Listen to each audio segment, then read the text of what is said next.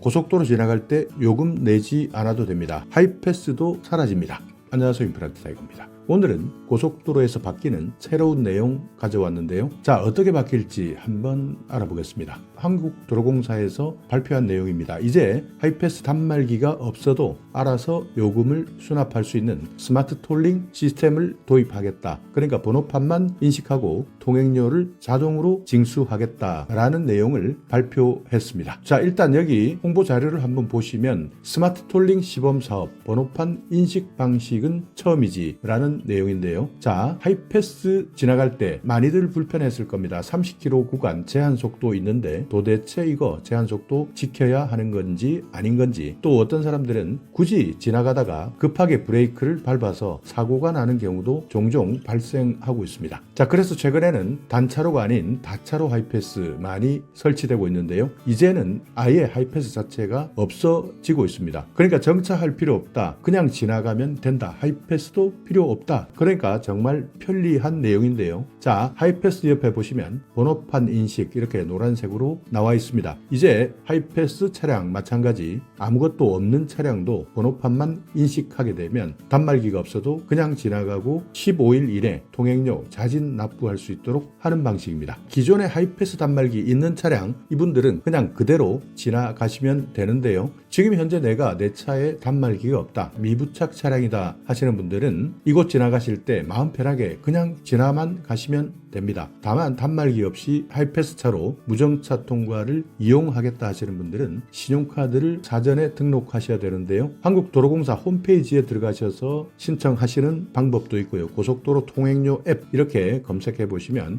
여기에서도 등록할 수 있습니다. 차량 번호 그리고 결제 가능한 신용카드를 사전에 등록하면 통행료가 매달 결제일에 자동 납부되는 서비스입니다. 이렇게 신용카드 사전 등록하시게 되면 신청 다음 날부터 바로 이용 가능하기 때문에요. 신용카드 사전 등록하실 분들 홈페이지 또는 고속도로 통행료 앱에서 신청하시면 됩니다. 자, 그리고 신용카드를 등록하지 않은 분들도 만약 여기를 통과했다, 무정차 통과했다 하시는 분들은 운행하고 난 이후 15일 이내 자진 납부하시면 됩니다. 이렇게 단말기 없이 하이패스 차로 무정차 통과한 차량 15일 이후에 통행료 납부 고지서에 대한 우편이나 문자가 오기 때문에 홈페이지나 고속도로 통행료 앱을 설치하셔서 신청하셔도 됩니다. 아니면 고속도로 전국 요금소 사무실, 휴게소나 셀프 주유기 옆에도 통행료를 납부할 수 있는 단말기가 있기 때문에 이것도 활용하시면 되고요. 전국에 있는 편의점 CU나 GS25에서도 자진 납부할 수 있습니다. 자, 어느 구간 이용하느냐? 경부선입니다. 대왕 판교 요금소에서 시범적으로 운영하게 되고요. 남해선은 8개 요금소입니다. 서영암, 강진, 무이사, 장흥, 보성, 벌교, 고흥, 남순천, 순천만 이 요금소에서 시범 운영된다. 날짜 정확하게 5월 28일 오후 2시부터 1년 동안입니다. 2025년 5월 27일까지 이렇게 시범 운영한 이후에 전국적으로 확대할지 결정할 내용입니다. 그러니까 이제 대왕 판교 요금소에서 요금소 지나가실 때 왼쪽에 보시면 하이패스 초록색으로 이렇게 표시가 되어 있고요. 또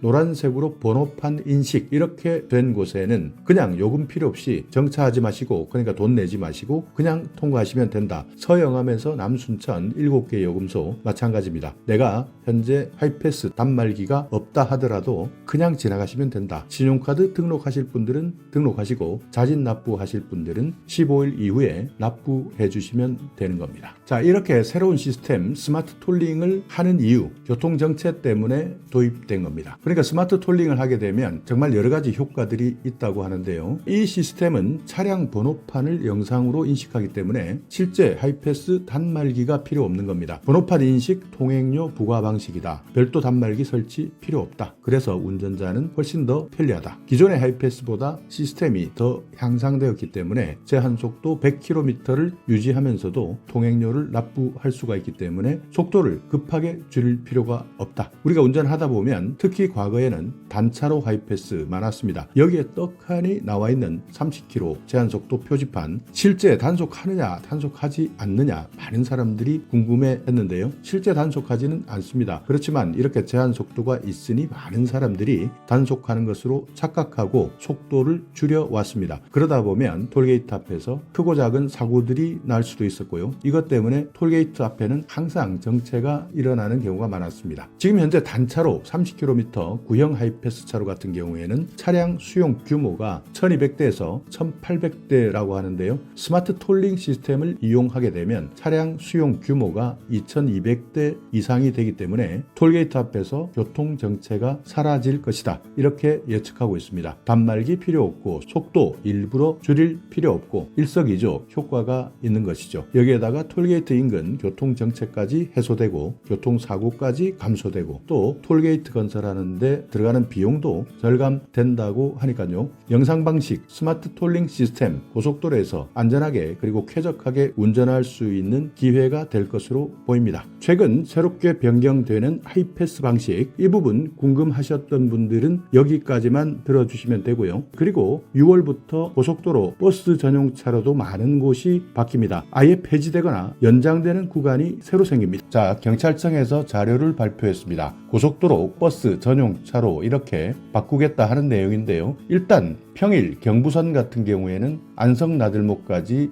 연장합니다. 그리고 주말에는 영동선은 버스 전용차로 아예 폐지하도록 바뀌는 겁니다. 경찰청 고시가 났습니다. 3월 7일 개정안에 대한 행정 예고가 된 겁니다. 그러니까 이제 이렇게 하겠다, 폐지하겠다라는 행정 예고를 한 상황이고요. 상반기 시행 예정이다. 그러니까 올해 6월 이전에는 시행하겠다라는 내용이니까 특히 나들이 가시는 분들 아니면 화물차를 운전하신다거나 고속도로로 통행하시는 양이 많다면 반드시 기억하셔야 됩니다. 자, 먼저 고속도로 버스 전용차로 구간 평일 경부선입니다. 경부선 같은 경우에는 총 56km 안성까지 연장하고 주말 영동선은 폐지한다. 이것이 전체적인 내용입니다. 이렇게 말씀드리니까 조금 내용이 머리에 잘 떠오르지 않을 수도 있는데요. 자, 지금 운영하고 있는 고속도로 버스 전용차로 구간 경부선 같은 경우에는 평일 같은 경우에는 양재 나들목에서 오산 나들목까지 39.7km입니다. 여기에 버스 전용차로를 운영하고 있고요. 토요일, 공휴일, 그러니까 주말이나 공휴일 같은 경우에는 경부선은 양재에서 신탄진까지 134km입니다. 매우 멀어지죠. 그리고 영동선, 강원도 가시는 분들, 인천에서 강원도 구간에 가시는 분들은 신갈분기점부터 호법분기점, 여기에서 버스 전용차로를 운영해 왔습니다. 이렇게 고속도로 버스 전용차로를 시행하게 된 것은 2008년부터입니다. 수도권 남부지역에 사시는 분들이 교통이 너무 힘들기 때문에 버스 전용차로제를 시행했는데요. 최근에는 경기 남부나 세종, 충청권까지도 출퇴근 버스 이용이 늘어났기 때문에 더 확대했었습니다. 그리고 2017년 8월에 평창 동계올림픽이 있었는데요. 이때 영동선 같은 경우에 일반 차로 정체성이 늘어난다. 그래서 2021년에는 일부 구간은 축소해 왔습니다. 이렇게 계속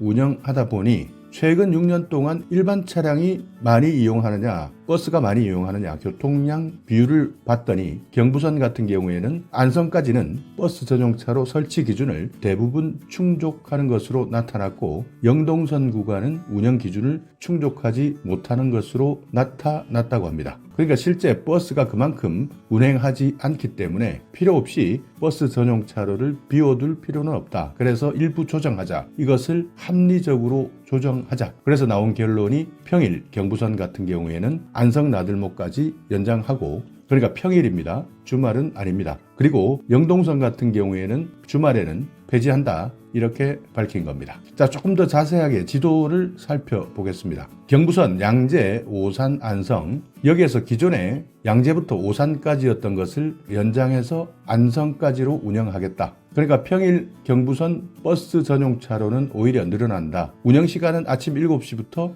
밤 9시까지입니다. 그러니까 운영 시간을 헷갈려 하시는 분들도 많이 계시는데요. 평일에 경부선 이용하시는 분들 버스 전용 차로는 양재에서 안성까지다 56km 구간이고 아침 7시에서 오후 9시까지 운영한다. 자, 폐지되는 구간 한번 살펴보겠습니다. 주말 영동선 버스 전용차로입니다. 여기에는 주말에는 영동선은 버스 전용차로 아예 폐지하도록 바뀌는 겁니다. 신갈분기점에서 호법분기점까지입니다. 26.9km. 그래서 영동선 보시면 신갈, 마성, 용인, 양지, 덕평, 호법 제시까지 이 구간이 주말에는 완전히 폐지된다는 뜻입니다. 자, 여기 그래프를 한번 보시면 경부선 연장 구간 최근 6년 동안 일반 차량 대비 버스 교통량 비율, 그러니까 버스가 많으냐 일반 차량이 많으냐 이것을 살펴보면 대부분 설치 기준을 충족하고 있습니다. 2023년 기준 충족 파란색으로 이렇게 나와 있는데요. 기준 미달이 되는 것이 2022년까지는 안성 JC에서 안성까지였습니다. 그래서 이 부분은 계속 미달이지만 최근에는 안성 JC에서